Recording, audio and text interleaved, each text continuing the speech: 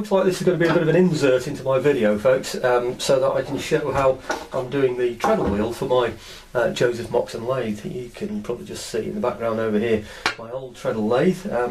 What I want to do is make sure that I've got the centre absolutely dead centred. Now this is supposed to be a 2.5 foot wheel.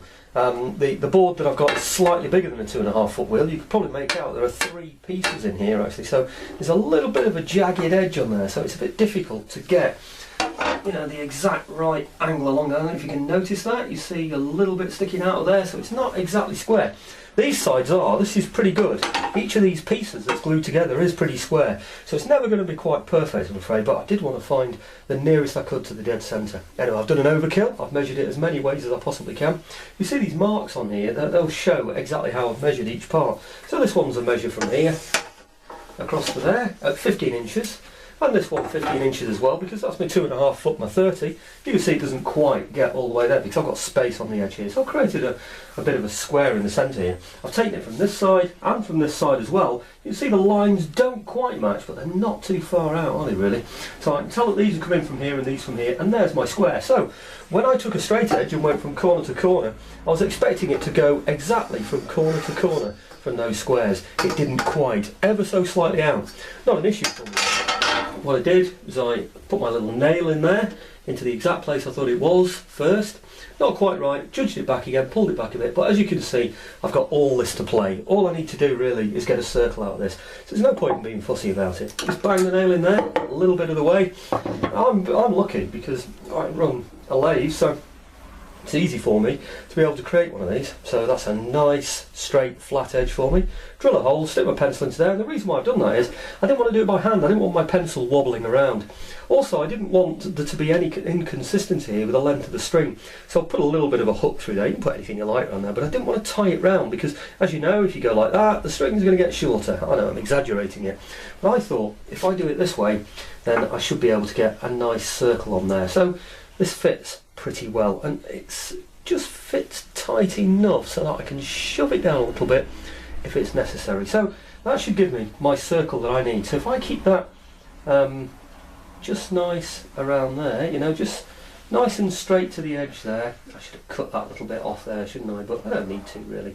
Take that around there. You can see how I can just about get my circle out of there. It's a little bit tight now. I might need to just pull that in just a little bit and make a slightly and ever so slightly. Whoops, can you see how that's going there? Can you see the difference there? Now that's the difference when you get this slightly wrong.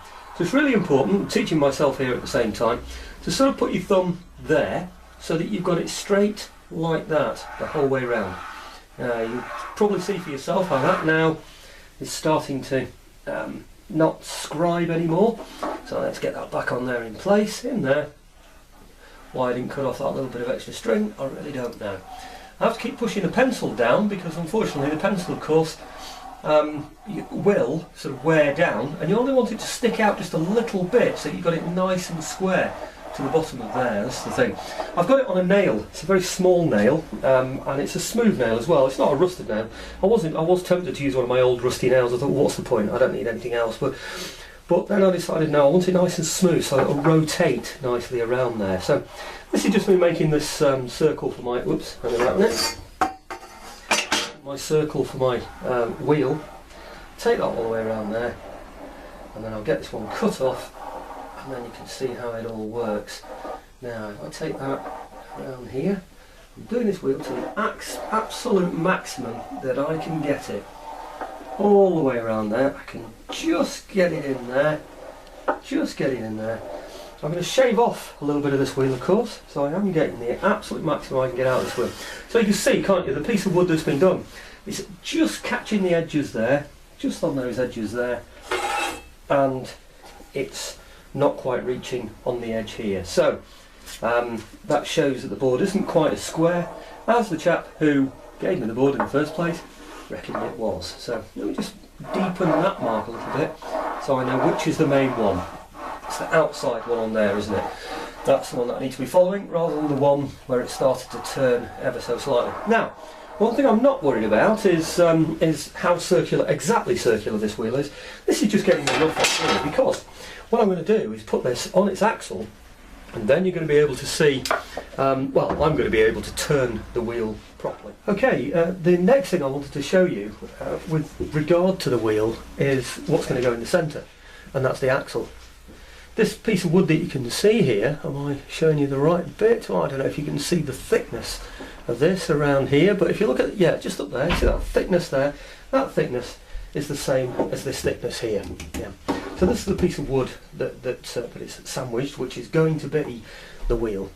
So the idea is going to be to drill a hole through the middle of there, using the nail point, but also using a piece of wood. So this piece of wood here has the axle hole already drilled through it, positioning that over that area there, using this to create my square for this to fit into place, which should be fine, so that I can then drill a hole directly through there. I might show that, I don't know yet.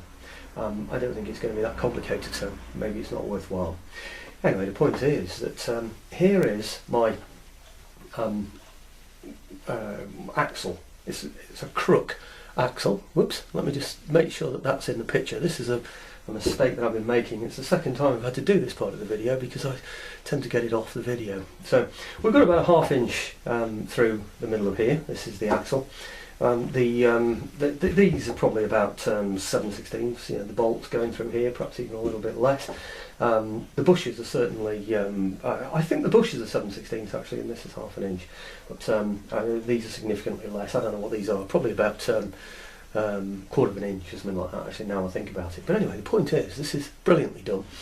Not by me, I hasten to add, otherwise that would be showing off, wouldn't it? And us English are not very good at that, not normally anyway. But if you look down here, you'll see that there's a pin just going through there. I hope you can see that clearly. I might even take it a little bit closer to the camera. I'm not sure if you can see that. I hope you can. There's a pin going through there. Well, if I turn this round, you be able to see, oopsie daisy, you ought to be able to see that there's a pin on the other side there as well. So, okay, let's put that back on the board so we can see. In fact, one piece has already come removed, so I can explain that piece, can't I? There are two bearing plates. I'm not sure if you can see these very well, but I'll see what I can manage. Here's one. You see the shape here, can't you? These are the places where the cheeks of the lathe fit through. I've got two of these, so there'll be one on one side underneath the lathe, and then the other one will be over this side here. This is this one that you can see over here. So what we're going to get is these two pieces here together. And then going between these two pieces, we'll have the axle. Now you should see that if I hold this piece, you might just be able to see that the length on there is just about spot on. So what happens is, this goes through the plate much further down here in the middle of that plate, and then passes through to the other side. So you can then see, if I can just shift those out of the way a moment, you should then be able to see that this will go through the piece of wood, that this here, this wing nut here, will lock onto the bush. Notice these attractive wing nuts he's made for me here as well. Brilliant job he's done for me. Excellent chap, this engineer. He's a retired engineer and he's put a real effort in for me here. This is just basically two metal bars, flat bars, and what he's done is he's drilled the hole and then tapped it for me, and then simply banged out the ends like that, giving them a little bit of shape. Very good. I mean, you can put a bar through here to tighten it up, as well as tightening it by hand. Brilliant way. You don't need to fiddle about with spanners and stuff. They knew their business in the 17th century, and they're certainly teaching me lessons as well at the same time. Anyway, if I tighten this, you might notice, if you can or not, that this here goes further in and out. In other words, what it does is it helps connect into there. In there, the other end will demonstrate it more easily, I think, but in there you'll find there's a fitting that corresponds absolutely perfectly with this fitting here. So this tightens onto there. This will be on the side of the wood, of course, on the inside of the wood. The bush is the right length, so this tightens onto the bush like that. So that is then locked in place. This then protrudes through the other side. Yeah, that won't come undone, of course, and even if it does, you can lock it again afterwards. Yeah, to lock properly into there. Yeah. So all clever stuff. Now, if there's a bit of a gap in there, this can be taken up by tightening this here as well. So it's an adjuster. I did wonder why the original in the 17th century, Joseph Moxon treatise, had two wing nuts on there. Well, this chap has obviously discovered exactly why that is the case. Anyhow, other than that, at the other end you can see the very same thing. This fits into what you call the bearing plate, the leg. Yeah, of, you know, that I should, whoops, sorry, see if I can get that into the camera there. So that's a bearing plate, and I hope you can see on there where this pin, if you like, fits into there. Well, of course, the other thing that you can realise once you've worked all of this out is that there's an O on there and there's an O on there. It means the outside of the plate, I don't know where it is on this side, but it's there, so there it is, an O on there. Then there's an A on one side and a B on the other side. Just said that, yeah, that's the B on there. There's an A on there. That tells us that this is the side that this part of the axle goes in, and that's the side that this part of the axle goes in. The whole thing comes apart, of course, by unscrewing the bolts. So that all needs to be fitted into here, of course, and oiled up or greased up accordingly in there, and then it will spin all rather nicely. Now I can't really show a spinning on here because it's a bit, I think you probably get the idea anyway, but you'll see that that will actually spin on there. It doesn't spin like that, of course. This is rotated by the well, I forget what he calls it now, just like a leather strap. I think he even describes it as a kind of shoe. But you see how the whole thing is going to work, how the whole thing comes together. The engineer's done an absolutely fantastic job of recreating the actual 17th century axle that you can see in Joseph Moxon's diagrams there. So anyway, thanks for watching. My next job is going to be to cut these off. I'll put some pieces of wood on here so that I can cut level all the way down. But like I said, it's not too much of an issue for me because I'm going to be putting this on this axle here, putting something against it, a piece of wood like this, so it turns with that piece of wood in front. In other words, I'm going to have a rest, like a tool rest. I'll put my chisel on that, and while this is turning here, then I'll be chiseling away at the edge of this. So I'll end up with a round piece anyway, and with a groove inside. So it's not imperative that the sawing is right. It just makes it a little bit easier when I start to do my, you know, when I start to do my chiseling, really, when I start to do my turning on it. So that's the stage that we're at here now at the moment. I'm hoping that sometime tomorrow I'll have all of this complete, so I'll have this through the centre here, all my bolts in place, and then I can fit this, because I already have my, what they call bearing plates made.